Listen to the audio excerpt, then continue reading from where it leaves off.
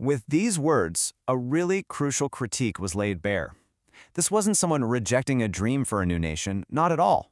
It was a sharp, urgent warning about the actual blueprint being used to build it. Welcome, everyone. Today, we're unpacking a speech that didn't just help shape a constitution, but you could argue it saved a nation from falling apart before it was even born. We're talking about Dr. B.R. Ambedkar's powerful intervention back in 1946. It was honestly a masterclass in political foresight that brings up questions India is still wrestling with today. I want you to just imagine the scene for a second. It's December 1946. India is right on the edge of independence. The air in that hall is just thick with anticipation and a whole lot of tension. This is where the newly formed Constituent Assembly is debating the very soul of the nation they're about to create. So how did we get here? Well, things move fast. After the British proposed the framework, the Constituent Assembly came together. On December 13th, Jawaharlal Nehru introduced his Objectives Resolution, a document just filled with these soaring ideals for a new independent India, and almost everyone loved it. But then, just 4 days later, Dr. Ambedkar gets up to speak, and he's not there to join the chorus of praise. He's there to sound an alarm. Now, he wasn't trying to tear down Nehru's vision, not at all. He approached it more like a master architect inspecting a building's foundation, and he saw cracks, not in the ideals, but in the legal language. His whole critique centered on what he saw as a dangerous lack of clarity, a vagueness around the very structure of the future nation. So here's the crucial point.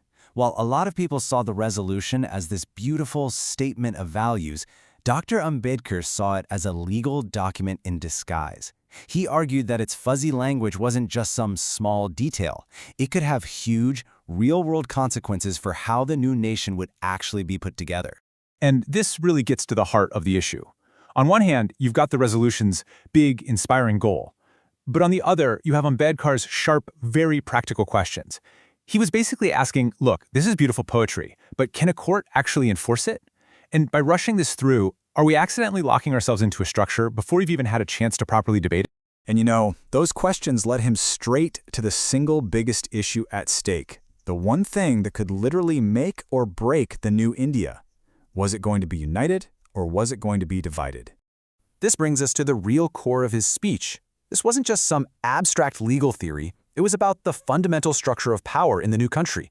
Was India going to be a loose collection of powerful provinces, or a truly unified country with a strong central government holding it all together? Okay, so to really get his argument, we need to understand this one key term, a strong center. What does that mean? Well, it's the idea that to hold a huge and incredibly diverse country like India together, the main central government needs to have enough authority to handle things like national security and the economy, basically to keep the country from breaking into pieces. This was the vision Dr. Ambedkar was fighting for. So Dr. Ambedkar, he zooms in on this one specific detail in paragraph 3 of the resolution, and he notices something really fascinating. While the resolution talks about a two-level system, the union at the top, provinces at the bottom, it seemed to quietly accept this really controversial British idea of a third level, this grouping of provinces. Now, you have to understand, this was a political landmine. The Muslim League wanted these groups to create powerful autonomous Muslim-majority regions. The Congress Party, on the other hand, was afraid it was a backdoor to a weak nation and eventually partition. And Ambedkar was just stunned to see this incredibly divisive idea seemingly slipped into the country's founding document without any real debate. And this quote just says it all. He cuts right through all the legal talk with this incredibly direct and powerful statement. There was zero ambiguity in his mind. He believed that this weaker, three-level structure was a recipe for the country to just fall apart. For him, the only way forward was a strong, united center. So you see, his speech wasn't just a critique. It was actually a constructive, really passionate plea to his colleagues to just pause, to think, and to choose a path that would lead to a truly unified and strong nation. His logic here was actually deeply strategic. You have to remember, the Muslim League, which was demanding a separate Pakistan, was boycotting the assembly at this point. Ambedkar warned that by pushing through a vague resolution, they were basically sending a message to the League that said, "There's nothing for you here." I mean, why would they stop their boycott to join a process where the fundamental rules about power and how much autonomy provinces would have, their biggest concerns, were totally unclear? And so, he laid out a clear, logical path forward. Step 1. Let's face these ambiguities in the resolution head on. Step 2. Let's settle these huge structural questions first before we do anything else. Step 3.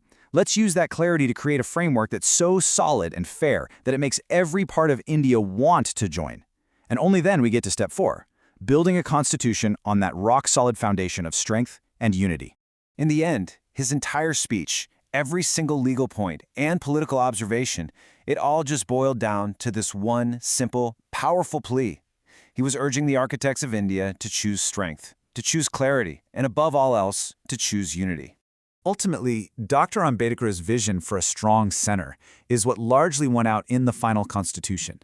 But that fundamental tension he pointed out, that really delicate balance between the power of the central government and the autonomy of the states, has remained a defining feature of Indian politics ever since. And it forces us to ask, right? How do the echoes of this debate from 1946 still shape the India we live in today?